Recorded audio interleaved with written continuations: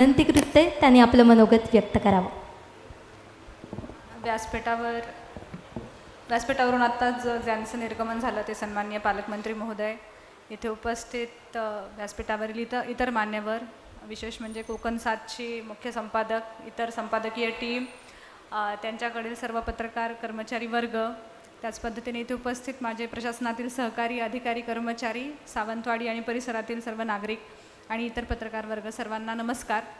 सर्वप्रथम आज 37व्या वर्धापन दिनानिमित्त कोकण 7च्या टीमला माझ्याकडून आणि माझ्या प्रशासनाकडून खूप खूप शुभेच्छा. आणि खरोखरच एका सुंदर कार्यक्रमाला उपस्थित राहायची मला संधी मिळाली असं मला वाटते. खरं तर माननीय पालकमंत्री महोदयांच्या भाषणामध्ये उल्लेख असा झाला की राजकीय व्यवस्था आणि मीडिया हे एकमेकांना पूरक आहेत आणि त्या एकमेकांवाचून करमत नाही किंवा एकमेकांशिवाय पुढे जाऊ शकत नाही आणि तशाच पद्धतीने व्यवस्था चालते असं एक त्यांचं संबोधन होतं. त्यावेळेस मी विचार करायला लागले की मग प्रशासनाचं स्थान कुठे राहिलं ह्याच्यामध्ये. पण संपूर्ण कार्यक्रमात जर बघितलं तर सगळ्यात जास्त वेळ प्रशासकीय अधिकारी आणि कर्मचाऱ्यांच्या कौतुकाला दिला गेला.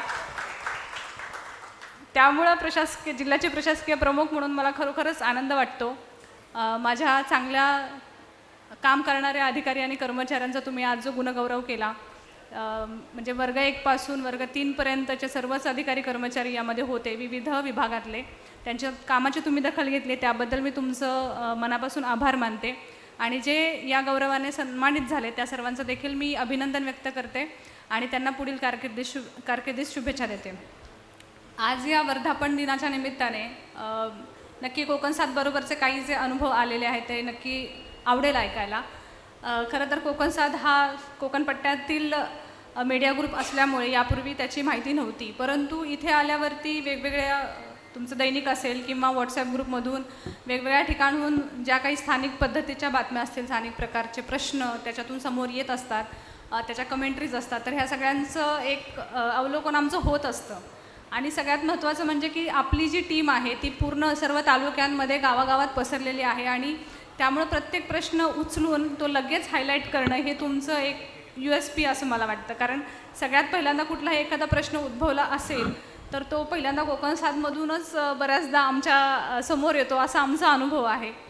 जनरली काय होतं की ज्या स्टेट लेवलचा मीडिया ग्रुप होत असतो त्याच्यामध्ये असं होतं की स्थानिक प्रश्नांना तितकं स्थान मिळतंच असं नाही, परंतु जिल्हा प्रशासनामध्ये काम करताना आम्हाला स्थानिक प्रश्न लवकर कळण्यासाठी याची मदत होते. आपल्या मीडिया ग्रुपची खूप मदत होते.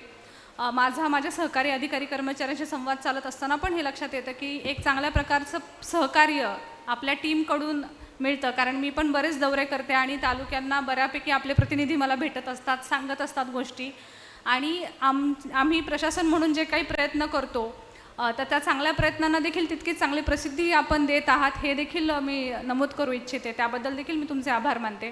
चांगली गोष्ट ही लोकांपर्यंत पोहोचली पाहिजे, कारण प्रशासन म्हणून आमचं ते विकनेस आहे. आम्ही फार मीडियावरती नसतो किंवा सोशल मीडिया ही आमच्याकडे फार असं वापरण्याचा काही अट्टाहास नसतो आणि दिवसभर कामं असतात किंवा आमच्याकडे इतक्या बऱ्याच जबाबदाऱ्या एका वेळी चालू असतात, तर अशा वेळेस आमचं चांगल्या कामाची प्रसिद्धी आम्ही करायला पाहिजे या बाबतीत आमच्याकडून दुर्लक्ष होतं, परंतु ती कमी तुम्ही भरून काढता आणि त्या गोष्टी तुम्ही करता. त्यामुळे एक लोकांमधला आणि आमच्यामधला जो संवादाचा गॅप असतो तो भरून निघायला नक्कीच मदत होते असं मला वाटतं. आपल्या टीमचं आणखी एक वैशिष्ट्य मी बघितलं आहे की खूप यंग टीम आपल्याकडे आहे सर. म्हणजे बऱ्यापैकी मी फिरते, मला सगळे प्रतिनिधी जवळपास माहीत झालेत, काही नावानी काही चेहऱ्यानी.